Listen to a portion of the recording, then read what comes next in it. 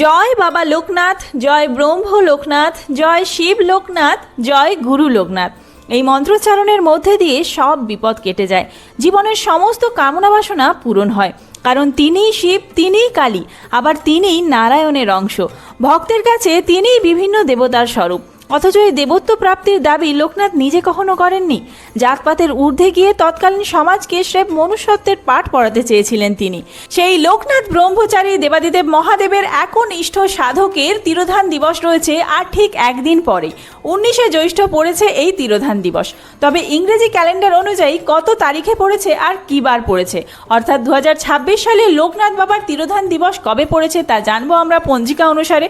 পুজোর শুভ সময় কী রয়েছে আমরা প্রত্যেকেই জানি, দুপুরে মানে সূর্যাস্তের আগে লোকনাথ বাবার পুজো করে নিতে হয়, কিন্তু সেই শুভ সময়টি কি রয়েছে একদম পঞ্জিকা দেখিয়ে জানাবো।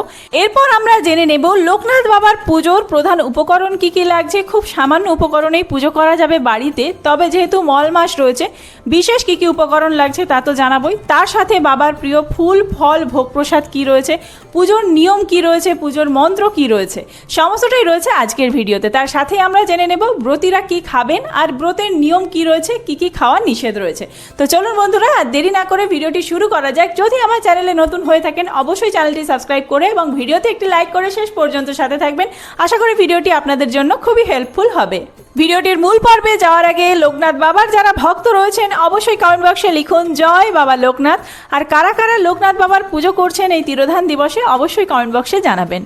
বাবা লোকনাথ ব্রহ্মচারীর পুজো হয় মূলত দুটি দিনে। প্রথমটি তার জন্মতিথি অর্থাৎ জন্মাষ্টমীর দিন, সেই দিন শ্রীকৃষ্ণেরও জন্মতিথি, তাই সেই অর্থে জন্মাষ্টমী তিথিতে লোকনাথ বাবার পুজোর আধিক্য সেরকম চোখে পড়ে না। তবে আরেকটি দিন রয়েছে যেটি তিরোধান দিবস, সেই দিনে কিন্তু খুব জাঁকজমকপূর্ণভাবে বহু মানুষ লোকনাথ পুজো করে থাকেন। দিনটি 19শে জ্যৈষ্ঠ 3রা জুন, এই বছরও ঠিক একই দিনেই পড়েছে, বুধবার পড়ছে। এই দিনেই বাবা লোকনাথ চির সমাধিতে শায়িত হয়েছিলেন। তার এই তিরোধান দিবসের দিনেই ঘরে ঘরে লোকনাথ পুজোর আয়োজন করেন অনেকেই। বিশ্বাস করা হয় যে নিষ্ঠা ভরে এই দিন বাবা লোকনাথের পুজো করলে জীবন সুখ সমৃদ্ধিতে ভরে ওঠে এবং কারোর যদি হাতে পয়সা টানাটানি থাকে বা জন্মকুণ্ডলিতে দারিদ্র যোগ থাকে তাহলে অবশ্যই আর্থিক সমৃদ্ধির জন্য এই দিনটিতে লোকনাথ বাবার পুজো করুন।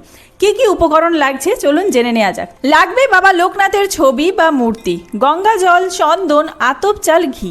ফুল হিসেবে সাদা ফুল অথবা নীল ফুল, নীল হিসেবে আপনারা কিন্তু নীল শাপলা ফুল রাখবেন। নীল শাপলা ফুল বাবা লোকনাথের অত্যন্ত পছন্দের। এছাড়াও বেলপাতা অবশ্যই লাগছে, কারণ দেবাদিদেব মহাদেবের সাধক যেহেতু তিনি। ধূপকাঠি, প্রদীপ এবং কর্পূর অন্যান্য পুজোর মতোই। ভোগ হিসেবে কি কি নিবেদন করবেন, মিছরি রাখতে পারেন, সাদা মিছরি বা তাল মিছরি। এছাড়াও ফলের মধ্যে রাখবেন তাল শাঁস, কালো জাম। এই দুটি ফল কিন্তু অত্যন্ত পছন্দের বাবা লোকনাথের। আপনারা এছাড়াও অন্যান্য মরশুমে যে ফল রয়েছে আম, জাম, কাঁঠাল, লিচু ইত্যাদি দিতে পারেন। কলা, আপেল, নারকেলও রাখতে পারেন।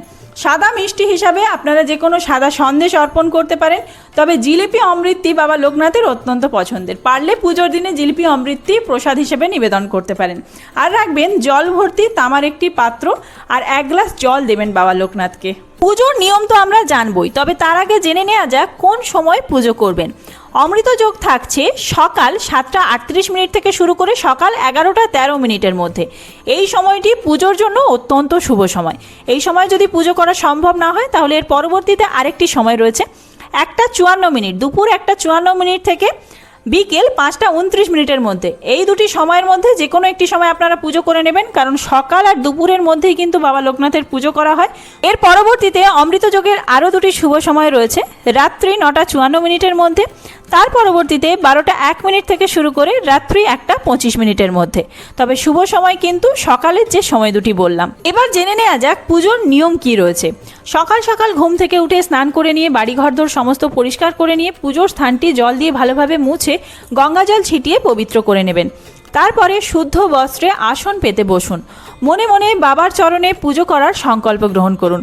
প্রথমেই কিন্তু আপনাদেরকে দেবাদিদেব মহাদেবের পুজো করতে হবে, তবেই কিন্তু বাবা লোকনাথ পুজো গ্রহণ করবেন।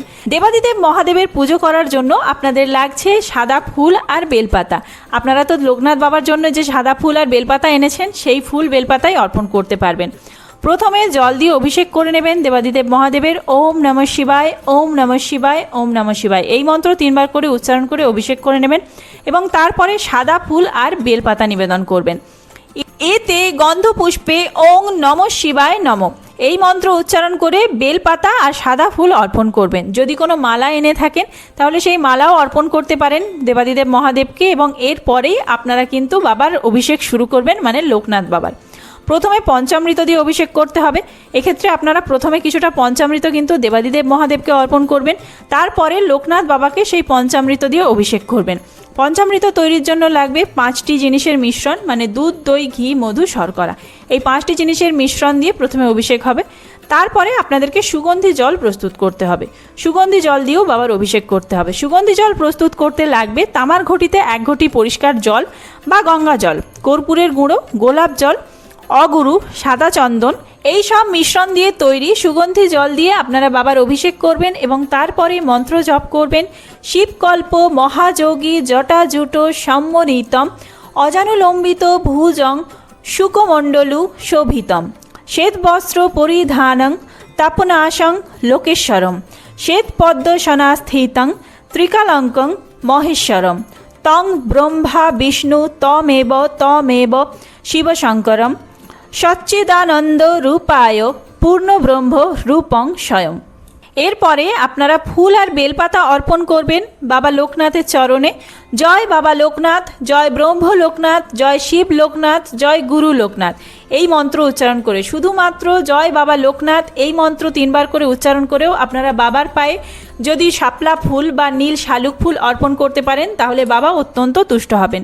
এছাড়াও যে সমস্ত নৈবেদ্যগুলি আমি বললাম ফল প্রসাদ হিসেবে বা ভোগ প্রসাদ হিসেবে, সেই সমস্ত কিছু আপনারা অর্পণ করতে পারেন। পৈতে আর চেলি অবশ্যই অর্পণ করবে। ভোগের ক্ষেত্রে কিন্তু অতি অল্পেই সন্তুষ্ট তিনি। পোলাও পনির নয়, ভাত, ডাল, চচ্চড়ি, খিচুড়ি, লাবড়া, চাটনি বা সব রকম সবজি সেদ্ধ দিয়ে ভাত, যেটি বাল্যভোগ নামে পরিচিত, এটি তার অত্যন্ত প্রিয়। এই সমস্ত ভোগ আপনারা অর্পণ করতে পারেন এবং পুজোর পরে তা কিছু আপনারা প্রসাদ হিসেবেও গ্রহণ করতে পারবেন। সব শেষে ধূপ আর দীপ দেখিয়ে আরতি করবেন এবং আপনাদের পুজো সম্পন্ন হবে। এইভাবেই কিন্তু আপনারা পুজো করতে পারেন লোকনাথ বাবার তিরোধান দিবসের দিন। খুব বেশি আড়ম্বরের প্রয়োজন নেই, তবে মনের ভক্তি সহকারে যদি আপনারা এই সমস্ত নৈবেদ্য ফুল অর্পণ করতে পারেন তাহলে বাবা লোকনাথ অবশ্যই তুষ্ট হবেন আর আপনাদের সমস্ত মনোবাসনা পূর্ণ হবে।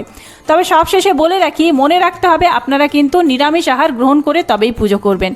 মানে যেই দিনে পুজো করছেন সেই দিন তো উপবাস থাকতে হবে, তার আগের দিন অর্থাৎ বুধবার পুজো করলে মঙ্গলবার দিনে কিন্তু আপনাদেরকে নিরামিষ আহার গ্রহণ করতে হবে। কোনোভাবেই আমিষ আহার, মাছ, মাংস, ডিম, মুসুর ডাল, কোনো রকম তামসিক খাবার গ্রহণ করা যাবে না।